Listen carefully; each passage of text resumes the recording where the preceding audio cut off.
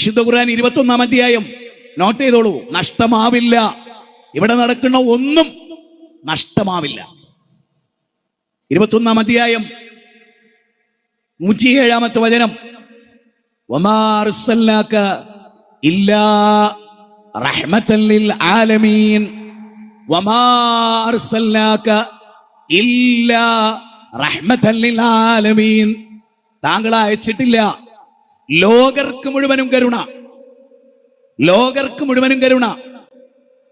മനുഷ്യരോട് മാത്രമല്ല. ഇമാം ബുഖാരിയിൽ കോഴിയെ ശകാരിക്കുന്നുണ്ടൊരു ബാബുണ്ട്.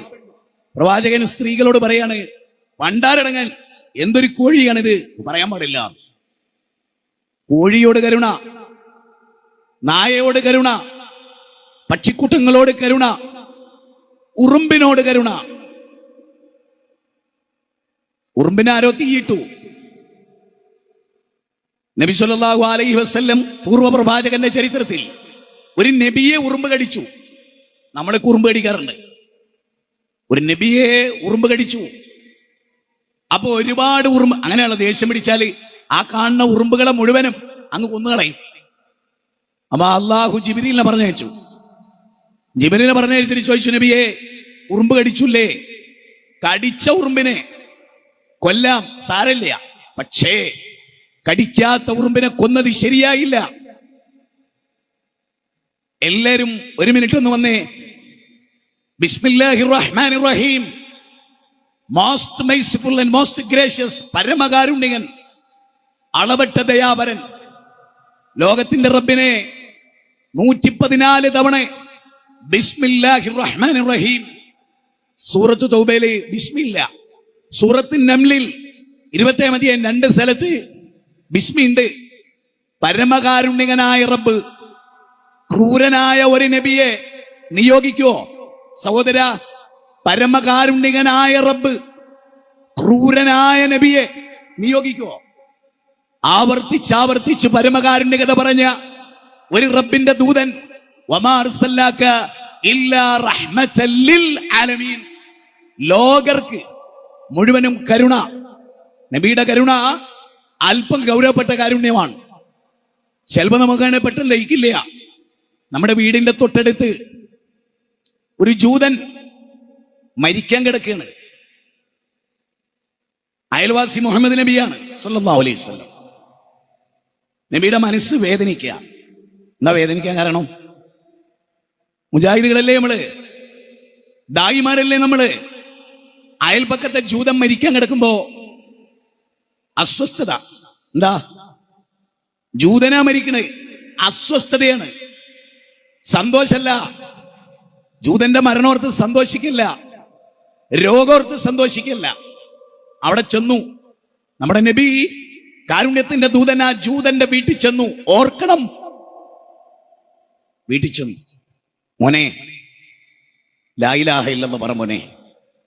ജൂതന്റെ വീട്ടിൽ കയറിയിട്ട് ജൂതൻ നിൽക്കുന്നിടത്ത് അച്ഛൻ തൊട്ടടുത്ത് നിൽക്കുക. കുട്ടിയാണ് മരിക്കാൻ പോണത്. ഈ കുട്ടി ആരാ? മുത്തുനബിക്ക് ഹിദ്മത്ത് എടുത്ത ആളാണ്, പ്രവാചകന് ഹിദ്മത്ത് എടുത്ത ആളാ. ആ കുട്ടി മരിച്ചാലോ നരകണ്ട് എന്നറിയാൻ നബിക്ക്. ഫാന്തർത്ത് കുന്നാറം തലല്ലാ, കത്തിജ്വലിക്കുന്ന നരകമുണ്ടെന്നറിയാം. സൂറത്തുൽ ലൈലിലെ 14-ാമത്തെ വചന. അല്ലാലം യേച്ചിക്കും നദീർ ഖാലൂ ബലാ ഖദ് ജാഅനാ നദീർ ഫകദ്ദബ്നാ വഖുൽനാ മാ നസ്സലല്ലാഹു മിൻ ഷൈ ഇൻ അൻതും ഇല്ലാ ഫീ ളലാലിൻ കബീർ വഖാലൂ ലൗ കുന്നാ നസ്മഉ ഔ നാഖിൽ മാ കുന്നാ ഫീ അസ്ഹാബിസ് സഗീർ. 67-ാം അധ്യായം 8, 9, 10 വചന. നരകണ്ട്. യൗമ തുഖല്ലബു വുജൂഹും ഫിന്നാർ യഖൂലുന യാ ലൈതനാ അതാന അല്ലാഹ് വഅതാന റസൂല റബ്ബനാ ഇന്നനാ സാദത്തനാ വകുബറാനാ ഫഅദല്ലുന സബീല. നരകം. ആ നരകത്തിൽ മുഖം കുത്തി വീഴും. ആര്? എല്ലാരും. അള്ളാന്റെ ദീന് ലംഘിച്ച എല്ലാരും. നരകണ്ട്. അതുകൊണ്ട് ജൂതക്കുട്ടിന്റെ അടുത്ത് ചെന്നു. ഓർക്കണം, ബാലുശ്ശേരി മാധവേട്ടന്റെ വീട്ടിലേക്ക് ഇവിടെയുള്ള ഒരു ദായി കയറി ചെല്ലുക. മരിക്കാൻ കിടക്കുകയാണെന്ന് അറിഞ്ഞു. മാധവേട്ട ലാ ഇലാഹ ഇല്ലല്ലാഹ് എന്ന് പറയാൻ ഒരു മുജാഹിദ് ധൈര്യം കാണിച്ചാൽ അയാൾ കാരുണ്യമുള്ള ആളാണ്, അയാൾ തിരുദൂതന്റെ അനുയായിയാണ്, ലഖദ് കാന ലക്കും ഫീ റസൂലില്ലാഹി ഉസ്വത്തുൻ ഹസന ലിമൻ കാന യർജുല്ലാഹ വൽ യൗമൽ ആഖിർ വദക്കറല്ലാഹ കസീറ. 33-ാം അധ്യായം സൂറത്ത് അഹ്സാബ് 21. അപ്പോ നബി ജൂതനോട് പറയണം, മോനെ ലാ ഇലാഹ ഇല്ലല്ലാഹ് പറഞ്ഞല്ലേ നരകത്തിലാ. കരുണ. ഒരാളും നമ്മൾ സാധാരണ കിഡ്നി പോയി, നമ്മുടെ സ്കൂൾ ഗ്രൂപ്പ്, എനിക്കൊരു സ്കൂൾ ഗ്രൂപ്പ് ഉണ്ട്, ഇവിടെ പല ആളുകൾക്കും സ്കൂൾ ഗ്രൂപ്പ് ഉണ്ട്. എടാ നീ അറിഞ്ഞോ നമ്മുടെ ജയേഷിന് കിഡ്നി വീക്കാണ്. കരുണ. ഓർത്തു 35 കൊല്ലം മുമ്പ് ഒന്നിച്ച് ജീവിച്ച സ്കൂളിന്റെ ബെഞ്ച്, സ്കൂളിന്റെ വരാന്തകൾ, ഓടി നടന്ന മൈതാനം, കടിച്ചു തീർത്ത സ്വപ്നങ്ങൾ എല്ലാം ഓർത്തു. കണ്ണ് നിറഞ്ഞൊഴുകി. കിഡ്നി വേണം, ലക്ഷം വേണം, കൊടുത്തു. ജാതി നോക്കിയില്ല, മതം നോക്കിയില്ല. നോക്കരുത്. ആദമിന്റെ മോന, അള്ളാഹുവിന്റെ അടിമയാ. പക്ഷേ അതിനേക്കാളുപരി കിഡ്നി വിലപ്പോകാത്ത, ഹാർട്ട് വിലപ്പോകാത്ത, ആരോഗ്യം സ്വീകരിക്കപ്പെടാത്ത പരലോകം, അവിടെ നരകത്ത് പോകരുത്. എന്റെ പ്രിയപ്പെട്ട മുസ്ലിം സഹോദരൻ, നരകത്തിൽ പോകരുത്. അതിന്റെ പേരാ കരുണ. മോനെ ലാ ഇലാഹ ഇല്ലല്ലാഹ് പറ മോനെ. കുറേ പറഞ്ഞു. അപ്പൊ കുട്ടി, അച്ഛൻ ജൂതനാണ്, മോൻ ജൂതനാണ്. കുട്ടി അച്ഛന്റെ മുഖത്തേക്ക് നോക്കി, ജൂതനായ അച്ഛന്റെ മുഖത്തേക്ക് നോക്കി. ആവർത്തിച്ചു നബി, മോനെ ഖുലു ലാ ഇലാഹ ഇല്ലല്ലാഹ് പറ മോനെ. മലക്കുൽ മൗത്ത് വരുന്നു. റസൂലിനറിയാം. ഖുലു ലാ ഇലാഹ ഇല്ലല്ലാഹ്, ലാ ഇലാഹ ഇല്ലല്ലാഹ് പറ മോനെ. അപ്പൊ ആ കുട്ടി അച്ഛന്റെ മുഖത്തേക്ക്, അച്ഛൻ പറഞ്ഞു അബുൽ ഖാസിം. അബുൽ ഖാസിം, ഖാസിമിന്റെ ഉപ്പ പ്രൊഫറ്റ് മുഹമ്മദ്. ഏതസ്മിന്നന്തരേ മ്ലേച്ഛാചാര്യണ സമുന്നിത മഹാമതിദിക്കാത ശിഷ്യശാഖ സമുന്നിതം ലിംഗച്ഛേദ ശിഖാഹീന. കൃഷ്ണദ്വൈപായന വേദവ്യാസൻ ഭവിഷ്യ പുരാണത്തിൽ പറഞ്ഞ ആ ദൈവദൂതൻ, പാറാൽ പർവ്വതത്തിൽ ഉദയം ചെയ്യുന്ന ലോകത്തിന്റെ ഗുരു, സ്ത്രീകളുടെ വിമോചകൻ, അനാഥ സംരക്ഷകൻ, പാവപ്പെട്ടവന്റെ കണ്ണുനീരൊപ്പിയ ഏഴത്തോയൻ, നമ്മുടെ നബി, നാം അറിയാത്ത നമ്മുടെ നബി, കാരുണ്യത്തിന്റെ തിരുദൂതർ. അപ്പൊ ആ കുട്ടി, അച്ഛൻ പറഞ്ഞു മോനെ ഷാത്ത് കലിമ ചൊല്ലിക്കോന്ന്. ജൂതനാ പറയണേ. ആ കുട്ടി ഷാത്ത് കലിമ ചൊല്ലി. കാരുണ്യത്തിന്റെ തിരുദൂതർ. കണ്ണുകൾ നിറഞ്ഞൊഴുകി. സമൃദ്ധമായ താടിരോമങ്ങളിലൂടെ കണ്ണുനീർ ചാലിട്ടൊഴുകി. ജുബ്ബക്കുപ്പായത്ത് നനച്ച് കണ്ണുനീർത്തുള്ളി ഭൂമിക്ക് ചുംബനം കൊടുത്തു. ഒരൊറ്റ വാചകം, അൽഹംദുലില്ലാഹ് നാഥാ, നാഥാ, നരകത്തിന്റെ ഇന്ധനമാകേണ്ട കുട്ടിയെ നരകത്ത് നിന്ന് രക്ഷപ്പെടുത്തിയ നാഥ, ഹിദായത്ത് കൊടുത്ത നാഥ, നിനക്ക് സ്തുതി. അതാ കാരുണ്യം. ശിർക്കിൽ നിന്ന് രക്ഷപ്പെടുത്തുന്നവനാണ് കരുണയുള്ളവൻ. തൗഹീദ് പറയുന്നവനാണ് കരുണയുള്ളവൻ. ലഖദ് ജാഅകും റസൂലും മിൻ അൻഫുസികും അസീസും അലൈഹി മാ അനിക്തും ഹരീസുൻ അലൈക്കും ബിൽ മുഅ്മിനീന റഊഫുർ റഹീം. ലഖദ് ജാഅകും, ഇതാ വന്നിരിക്കുന്നു. ഇതാ വന്നിരിക്കുന്നു. ആര്? ധനാഢ്യനാണോ? സുമുഖനാണോ? സൗന്ദര്യക്കാരനാണോ? ഫുട്ബോൾ വല ചലിപ്പിക്കുന്ന മെസ്സിയാണോ വന്നത്? ലഖദ് ജാഅകും റസൂലും, റസൂല് വന്നിരിക്കുന്നു. മിൻ അൻഫുസികും, നിങ്ങളിൽ നിന്ന്. അസീസുൻ അലൈഹി മാ അനിക്തും ഹരീസുൻ അലൈക്കും ബിൽ മുഅ്മിനീന റഊഫുർ റഹീം. ആരാ നേതാവ്? ആരാ നേതാവ്? ആ നേതാവിനെ പറ്റിയാ പറയുന്നത്. ആ നേതാവിന്റെ മനസ്സ് സഹിക്കില്ല. എന്ത് സഹിക്കില്ല? അനുയായികൾ ബുദ്ധിമുട്ടുന്നത്, സഹാബത്ത് ബുദ്ധിമുട്ടുന്നത് റസൂലിന് സഹിക്കില്ല, റസൂലിന് താങ്ങില്ല. അവര് ബുദ്ധിമുട്ടുന്നെന്ന് അറിഞ്ഞ നബിക്കറിയും. അവർക്ക് വേണ്ടി ജീവിച്ച ദൂതൻ, പാവപ്പെട്ടവർക്ക് വേണ്ടി ജീവിച്ച ദൂതൻ. ഫസ്ബിർ നഫ്സക മഅ അല്ലദീന യദൂന റബ്ബഹും ബിൽ ഗദാതി വൽ ഖശിയ. സൂറത്ത് ഖൗഫിലാണ് 18-ാം അധ്യായം 26-ാമത്തെ വചന. പാവപ്പെട്ടവരുടെ കൂടെ കൽബ് കെട്ടിയിട്ടാണ് തിരുദൂതർ. നബീനെ പറ്റി അള്ളാഹ് പിന്നെ പറയുന്നതറിയോ? റഹീമാണ്. അങ്ങേയറ്റത്തെ കരുണ. ആരോട്? ഭാര്യനോട്, മക്കളോട്, നാട്ടുകാരോട്. ഇന്ന് ഞാൻ എന്റെ വീട്ടിലേക്ക് ഒരിക്കൽ പോയി. ഇവിടുന്ന് ഞാൻ എന്റെ പള്ളിയുടെ അടുത്ത് പോകേണ്ട ആവശ്യം വന്നു എനിക്ക്.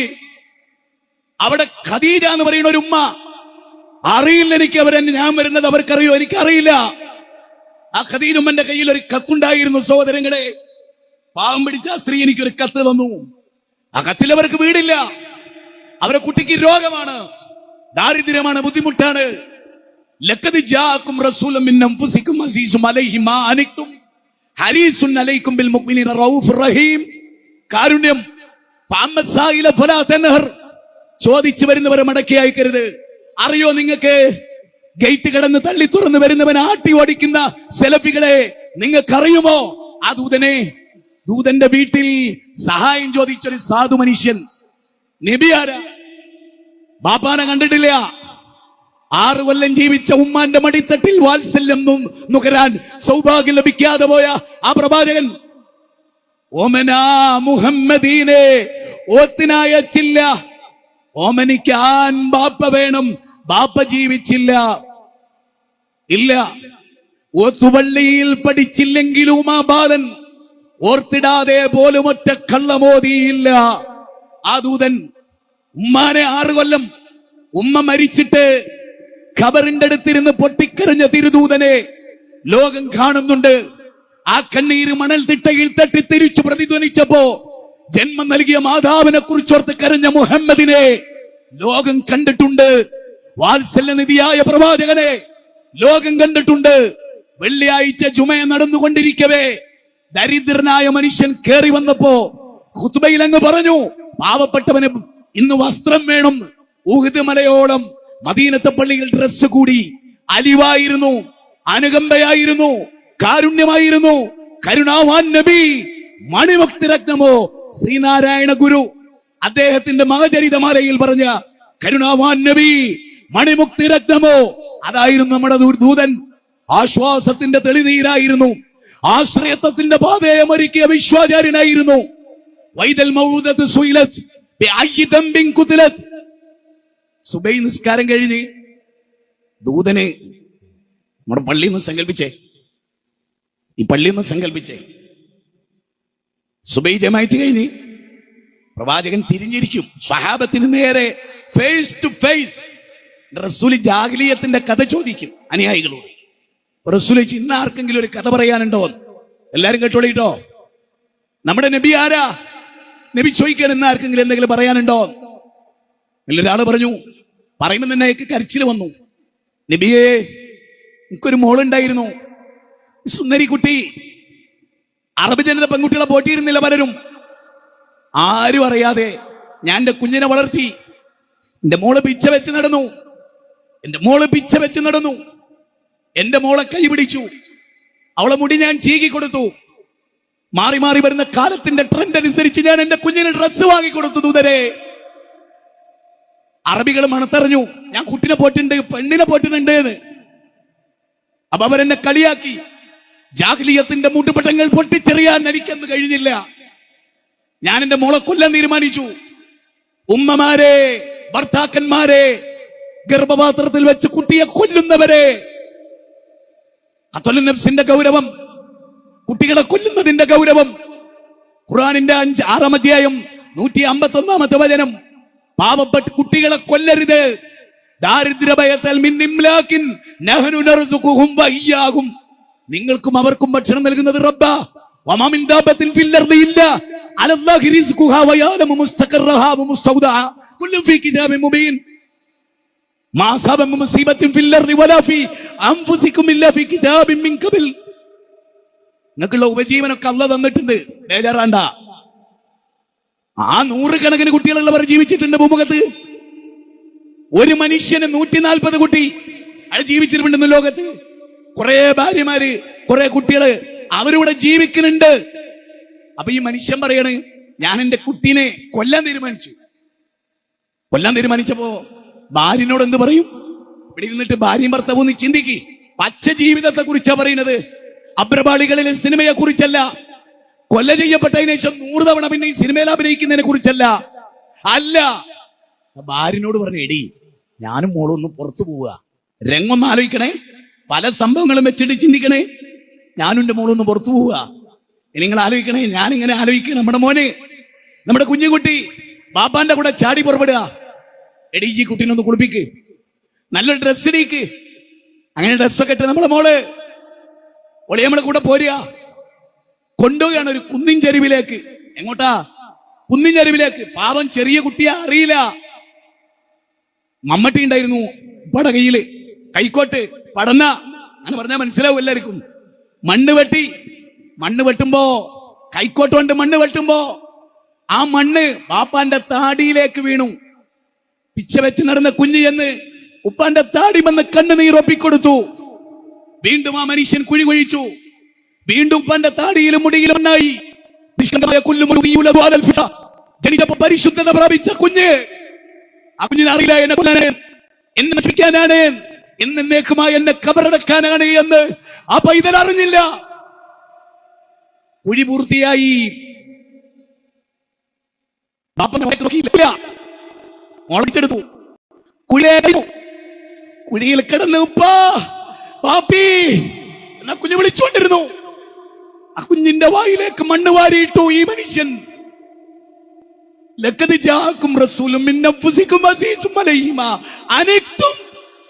നബിയുടെ കണ്ണുകൾ ചാലിട്ടൊഴുകി.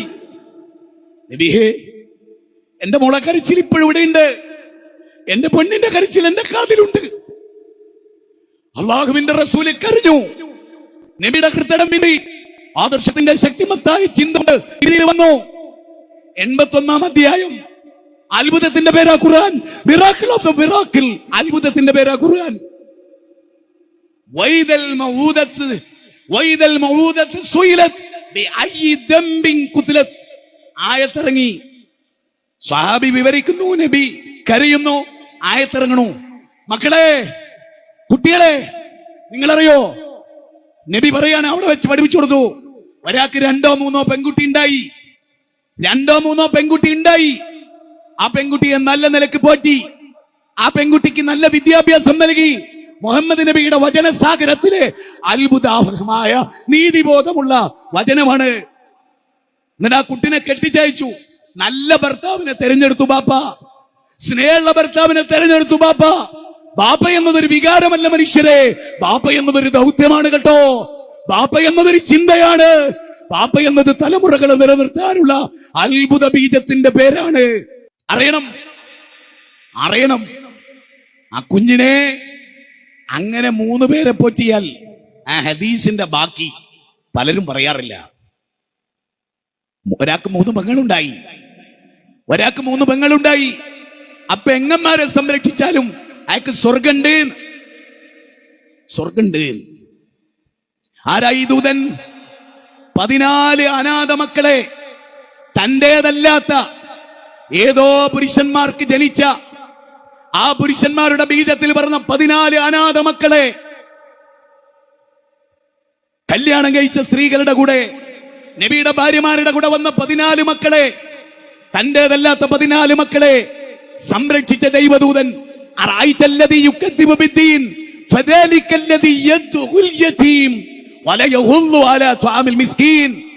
ആരാ മതനിഷേധി? എന്തതിനർത്ഥം? തെരുവിൽ ഉപേക്ഷിക്കപ്പെട്ട ഒരു കുഞ്ഞിനെ, പലസ്തീനിന്റെ തെരുവിൽ ഉപേക്ഷിക്കപ്പെട്ട കുഞ്ഞിനെ, ലത്തൂരിലെ ഭൂകമ്പത്തിന് ശേഷം ഉപേക്ഷിക്കപ്പെട്ട മുർത്തസാലിയെ സ്വീകരിച്ചു. അനാഥ കുട്ടിയെ സ്വീകരിച്ചു, ഉള്ളം കൈയിലെടുത്തു, സ്നേഹിച്ചു, താരാട്ടുപാടി. ആ കുഞ്ഞിനെ ഓർത്ത് കരഞ്ഞു. കാരുണ്യമാണ് മതം. അനാഥ മക്കളെ സംരക്ഷിക്കൽ കാരുണ്യമാണ്. 2 മക്കളെ പോലും സംരക്ഷിക്കാൻ കഴിയാത്തവരെ എങ്ങനെയുണ്ട് സ്വർഗം? എവിടെയാ സ്വർഗം? എങ്ങനെ പ്രവേശിക്കും ആ സ്വർഗത്തിൽ? ചേർന്നില്ല. അള്ളാഹുവിന്റെ റസൂൽ സഹിച്ചില്ല.